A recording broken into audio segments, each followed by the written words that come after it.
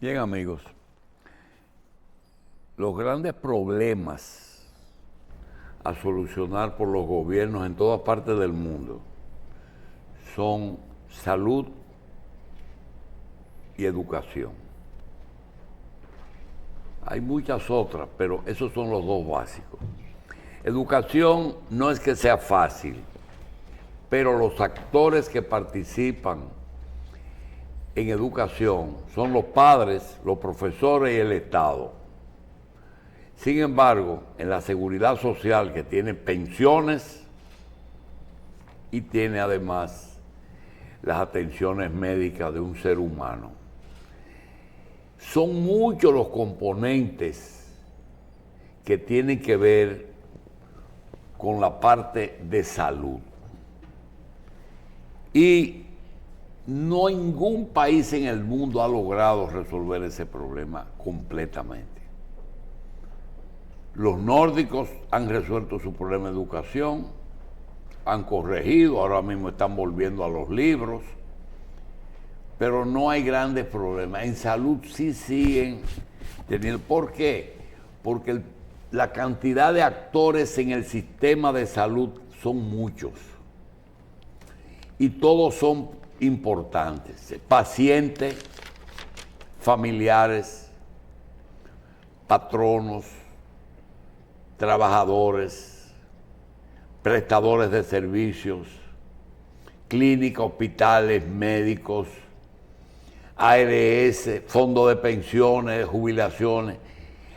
Entonces, si entra en el área farmacéutica, desde la farmacia, genéricos de marca, hoy mismo aparece en Estados Unidos de América que el presidente acaba de decretar la eliminación de un 59% en el costo de las medicinas en Estados Unidos. En el problema de China se puso de manifiesto que la mayor cantidad de insumos que se usaron en la pandemia eran de origen chino. Entonces, tener un sistema de seguridad más o menos aceptable es difícil. El doctor Hanna nos dejó un legado que era: la salud no tiene precio, pero tiene un costo.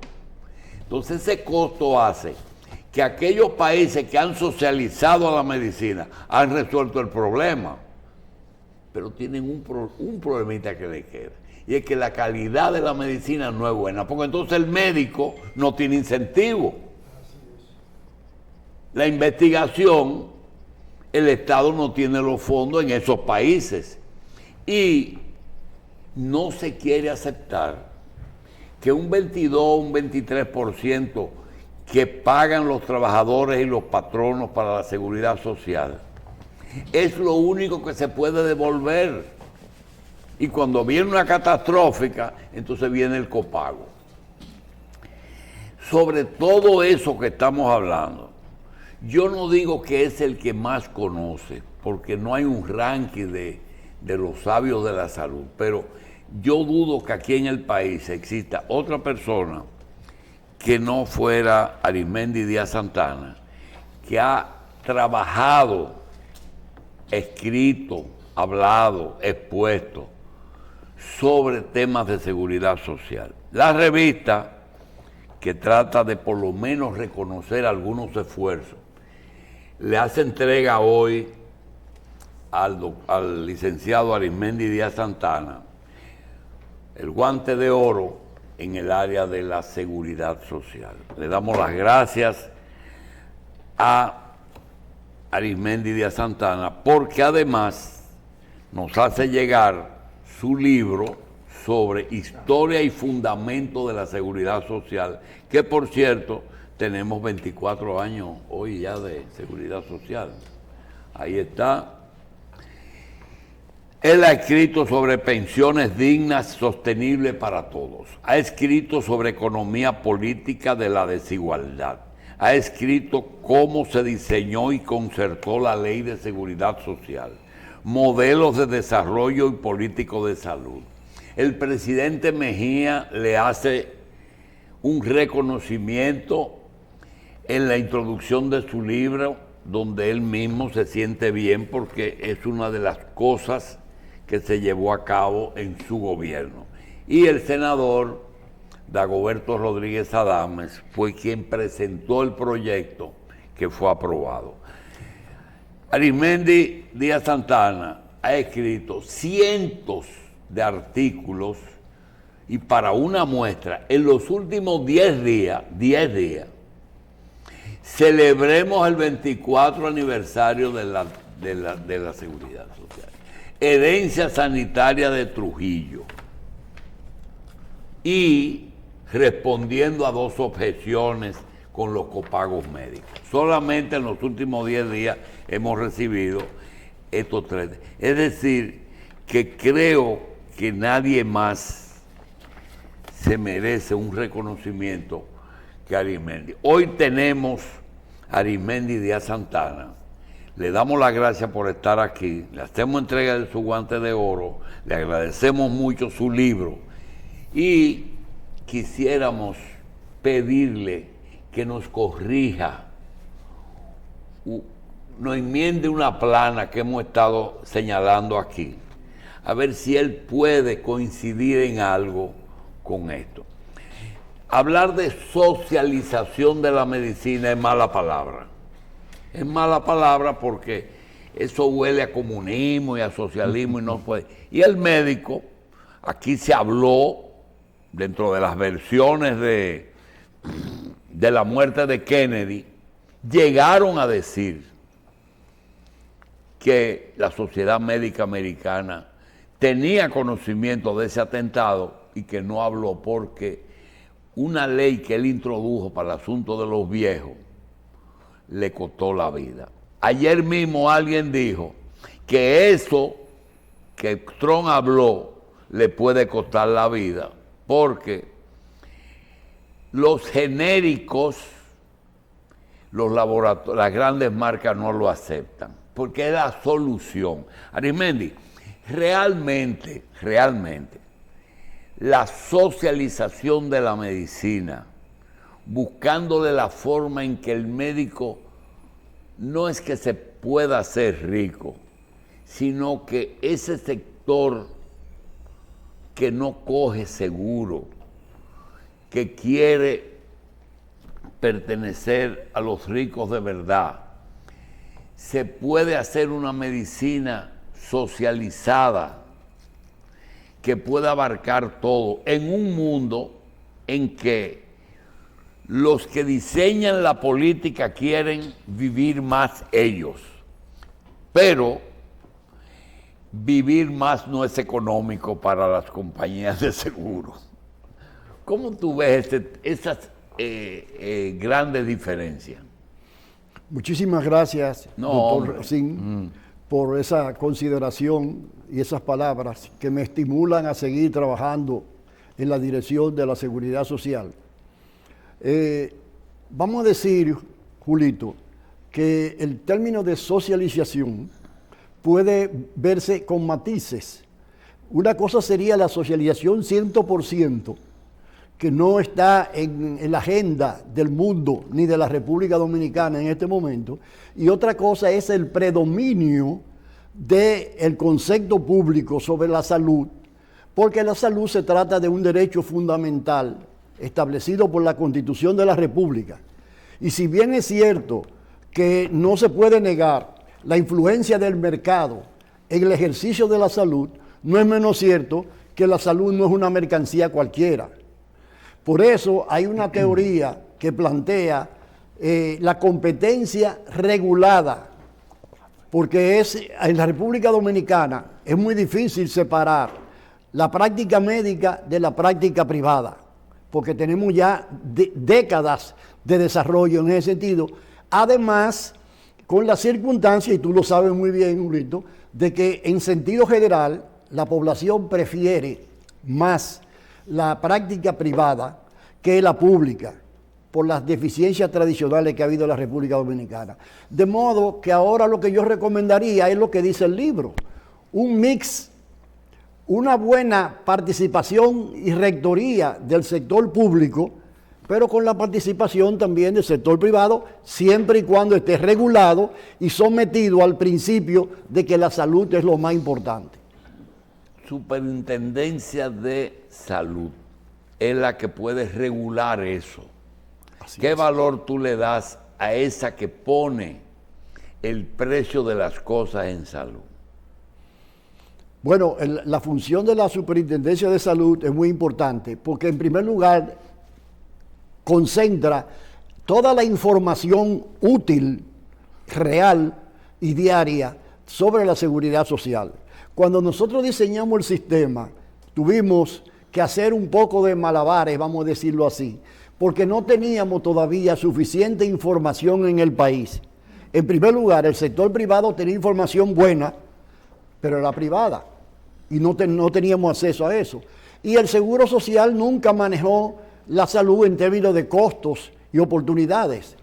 Pero ahora, ya 24 años después, la CISARRIL tiene suficiente información y técnico calificado para poder dar un salto cualitativo en ese sentido. Sí, pero danos un dato sobre, nosotros no estamos en Suecia, ni estamos en Estados Unidos, nosotros estamos en un sitio en que la mayoría de nuestros ciudadanos o de las personas que viven en este territorio no pueden cubrir el porcentaje del costo de su propia salud, donde tú tienes problemas como por ejemplo que solamente la atención primaria puede consumir más de lo que cotiza ese empleado al sistema de seguridad social. Solamente la atención, no hablemos de, si tú te pones a revisar las clínicas, tú has escrito la cantidad de clínicas que están quebradas, porque el Estado a veces hasta compite en equipos, en tecnología. Aquí no hay ninguna clínica privada que que pueda pagar una resonancia y recuperarla. Entonces, esas distorsiones nos ponen en una situación que aunque tú busques una CISARRIL con fuerza, tú tienes que tener un Estado que aporte algo, ¿verdad? Claro. Mira, aquí hay una distorsión sobre el tema de la seguridad social. La seguridad social, como tú señalaste con propiedad hace unos minutos, tiene un financiamiento que equivale al 22% del salario, dividido entre un 10% para salud, otro 10% más o menos para pensiones y un 1% y pico para riesgos laborales. Ahora, y la Constitución de la República en su artículo 60 dice que el Estado es responsable del desarrollo progresivo de la seguridad social. ¿Qué quiere decir progresivo? Que de primera instancia no puede garantizar todos los servicios. Ahora bien, como esa misma Constitución dice que el Estado es responsable de la salud de la población, la ley de seguridad social no excluye el hecho de que el Estado desarrolle paralelamente hospitales, incluso hospitales especializados, para cubrir aquellas dolencias que no están incluidas en el plan básico de salud. Arimendi, vamos a hacer un poquito de medicina ficción aquí. Primero, ¿tú crees posible de revertir el que la consulta de atención primaria, un niño con diarrea, un embarazo de una mujer, que eso lo cubra el ciudadano y que solamente las enfermedades que impliquen internamiento sean cubiertas por la seguridad social? Eso es posible. Porque el problema es cuando a una persona le hablan de un copago, ya le crean un problema. Exactamente. Y tú has escrito de eso. Eso sería una gran solución, Julito, porque precisamente los servicios de la atención primaria son los más económicos. Exacto. Entonces, eso quiere decir que la presión que tienen los copagos se reduciría. Y añádele ahí, por ejemplo, que las recetas que salen de ahí sean genéricos. Exactamente. ¿Verdad? Mira, cuando nosotros diseñamos la ley de seguridad social, en todo momento se supuso que los medicamentos eran genéricos, o como dicen ustedes los médicos, bioequivalentes. Sí. Eso quiere decir que tienen el mismo principio activo, son iguales, pero que no son de marca. ¿Tú entiendes cómo es?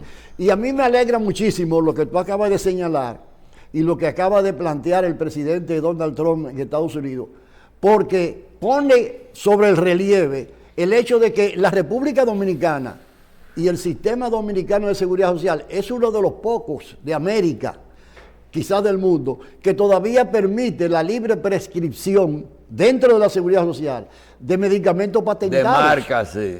Oh. Mira, yo tengo un médico, no puedo revelar porque yo tengo mucha información, como tú sabes, y siempre tengo que proteger la fuente. Yo tengo un médico que tiene farmacias. Ese médico tiene farmacia. Sí. Oye bien, él tiene un tratamiento, un problema, y él dice que le resulta más económico mandar a su hijo a Colombia a comprar esos medicamentos que comprarlo aquí en República Dominicana, pagando pasaje y pagando... ¿Cómo es posible? Lo que pasó entre Canadá y Estados Unidos, ¿tú te acuerdas? Que Canadá vendía a la mitad de lo que vendía Estados Unidos un medicamento. Exactamente. ¿Verdad? España vende un 25% de aquí.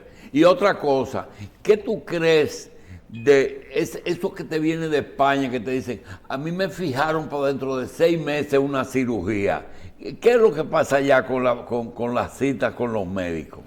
Ese es uno de los problemas, hablando con toda la franqueza, que tienen los sistemas donde la medicina es totalmente estatizada, por ejemplo, como Inglaterra, como Canadá, que eso es bueno, pero tiene una debilidad. ¿Cuál? Y es que se posponen demasiado los tratamientos. Aquí en República Dominicana, usted puede rápidamente acceder a cualquier especialista y tener la atención correspondiente. Mira, en Estados Unidos, en Inglaterra, en Canadá, la situación es diferente. Mira, Arismendi, a ti no te gusta teorizar mucho. Vamos a buscar qué se puede hacer ahora, porque yo, por ejemplo, veo que sustituyeron la consulta del pobre de solemnidad, que era el que no tenía nada, que iba al hospital público, por el subsidiado. Pero el subsidiado ha resuelto una cantidad de problemas. Así es. Porque eso no se puede negar. Pero cuando tú hablas con el mismo hospital, tú dices, y cuando le pagan los 300 pesos al hospital por una consulta, ¿qué hace el hospital con esos 300 pesos?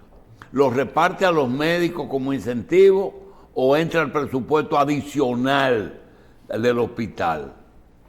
Según lo que establece el reglamento, no solo son 300 pesos, sino cirugías, sí, y otros tratamientos laboratorios, rayos X, medicina. Que los hospitales le facturan a las ARS y la ARS le paga. Ese fondo se debe distribuir de acuerdo al reglamento en función de la participación de los médicos, de las enfermeras. Pero las ARS no ven subsidiados. Sí, claro, el SENASA... La del SENASA solamente. Claro. Mira, el SENASA funciona de la siguiente manera. Cuando una persona se enferma, vamos a suponer, sí, lo mandan al hospital correspondiente. Si ahí se resuelve el problema, no hay ningún inconveniente. Ahora, si ese hospital o esa unidad de atención primaria de pública no puede resolver el problema, entonces el SENASA está en la obligación de remitirlo a una de las PCS privadas que él tiene contratado. Y en ese caso, el SENASA tiene que pagarle a esa ARS, a esa PCS. Cuando ustedes hicieron, porque tú participaste en el equipo primario de la ley de la seguridad social, ¿qué fueron los organismos que trabajaron ahí en el primer intento? Porque fue el PRD que aprobó ese proyecto, ¿verdad? Con el gobierno de Hipólito. Sí. ¿Quiénes trabajaron en eso? ¿Las clínicas privadas participaron? Claro. Julito, recuérdate que esa es la ley, en primer lugar, que surgió en el Congreso Nacional. Sí. Que no es simplemente que el Poder Ejecutivo manda un proyecto, le hacen unas cuantas modificaciones y lo aprueba. No, ahí salió desde el artículo 1 hasta el artículo 209. Del Congreso. 1, del Congreso. Eso te lo puedo decir yo porque yo fui que dirigí ese trabajo. En el Congreso. En el Congreso. Con Dagoberto. Se hicieron 20 y pico de proyectos diferentes porque se iban evolucionando y cambiando. En ese sentido, acuérdate que se hicieron vistas públicas en todas las provincias del país, donde asistían médicos, enfermeras, comerciantes, dirigentes sindicales, campesinos, amas de casa, y todo eso está documentado, grabado y firmado en el Senado de la República. Pero además de eso se hicieron muchos talleres donde participó el Colegio Médico, Andeclip, diferentes instituciones de ONG, el Centro de Rehabilitación con doña Beri Maranzini y todas esas cosas. O sea, fue un proceso interesante y elegante de concertación. En 24 años, Arismendi, en 24 años hay una dinámica en que obliga a experiencia vivida. ¿Qué cosa tú entiendes que ya hoy hay que pensar en modificar?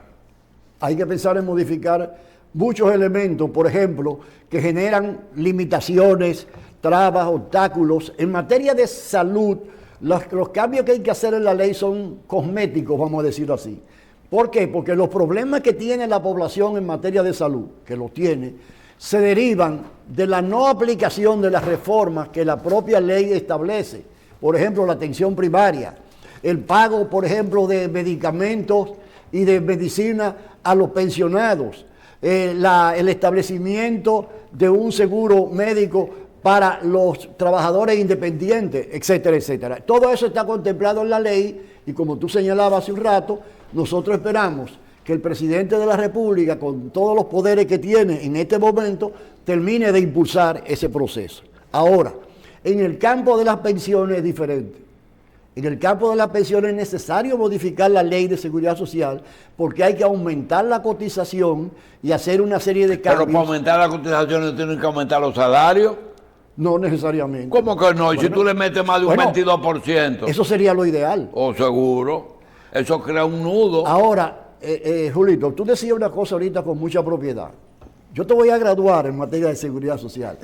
Porque mira, fíjate cómo en todas partes del mundo hay inconformidad con los sistemas de seguridad social. No importa lo desarrollado que sea el país. ¿Por qué? Porque la gente siempre quiere más. Y una de las cosas que ha dado... donde se ha socializado, los médicos se han ido. Se fueron. En Cuba se quedaron sin médicos cuando se socializó la medicina. Es un problema demasiado serio eso. Bueno, es que hay una tendencia en el mundo, incluyendo la medicina, desgraciadamente, seguro, a la mercantilización de la práctica médica. Normal. ¿Tú entiendes?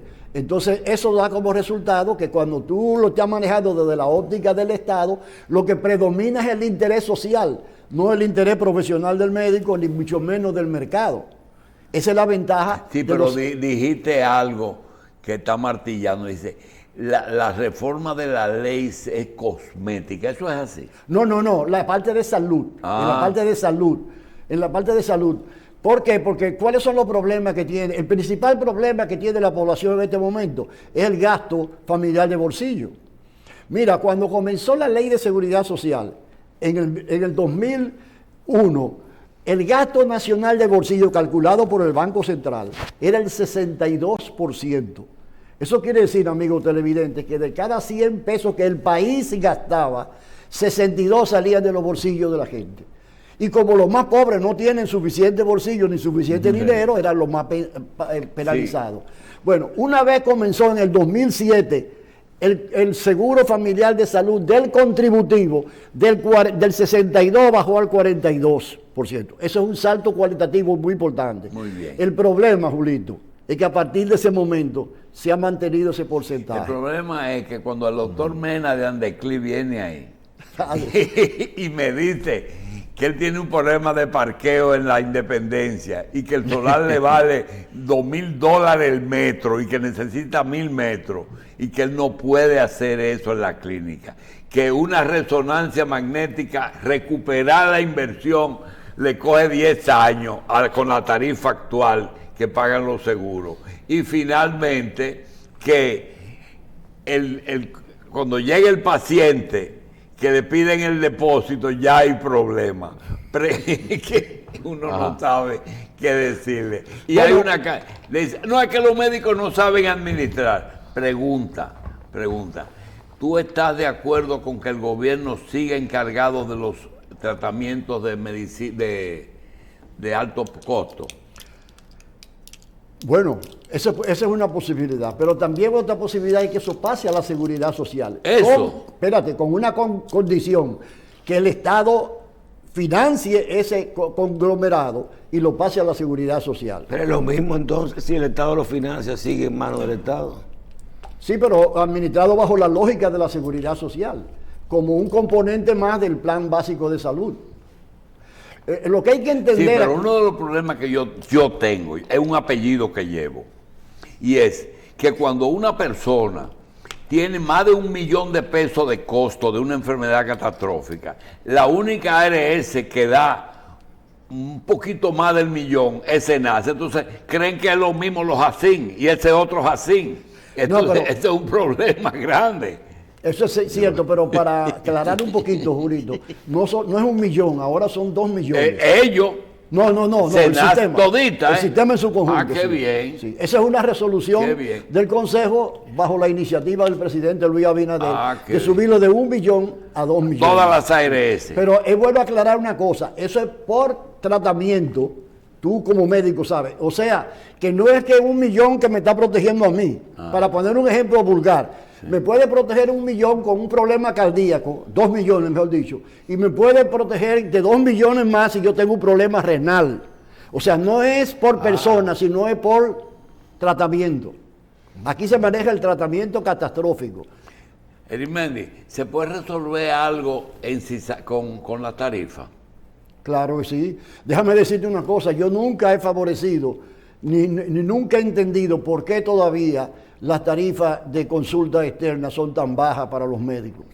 Eso no tiene ningún sentido, ninguna explicación. Y mientras más rápido se resuelve ese problema, menos tensión habrá en el sector salud y entre los prestadores. Y si cuando Trujillo nada más habían 3 formas de salud: un consultorio médico privado y una clínica, un hospital público para los que no tenían nada y una seguridad social muy limitada para los trabajadores varones y quizá un parto de la esposa. ¿Por qué tú escribiste algo sobre la seguridad social cuando Trujillo?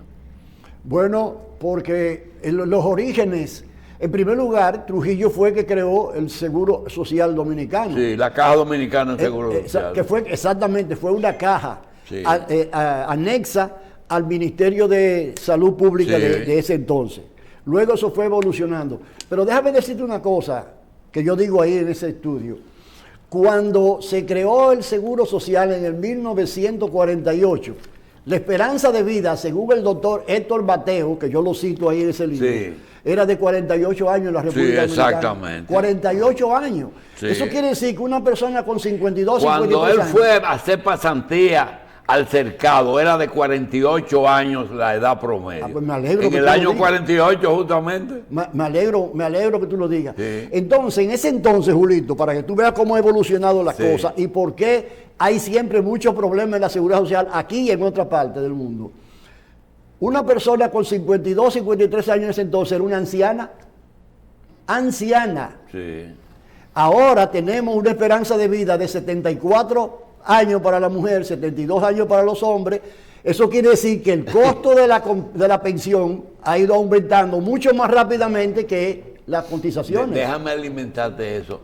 A las 3 de la tarde nosotros vamos a entrevistar, ¿tú sabes a quién? A una persona que está plenamente con sus cabales, 104 años. 104 años. Y hay muchos centenarios aquí ya, ¿eh? Mucha gente de más de 90. Julito, déjame decirte una cosa ahora.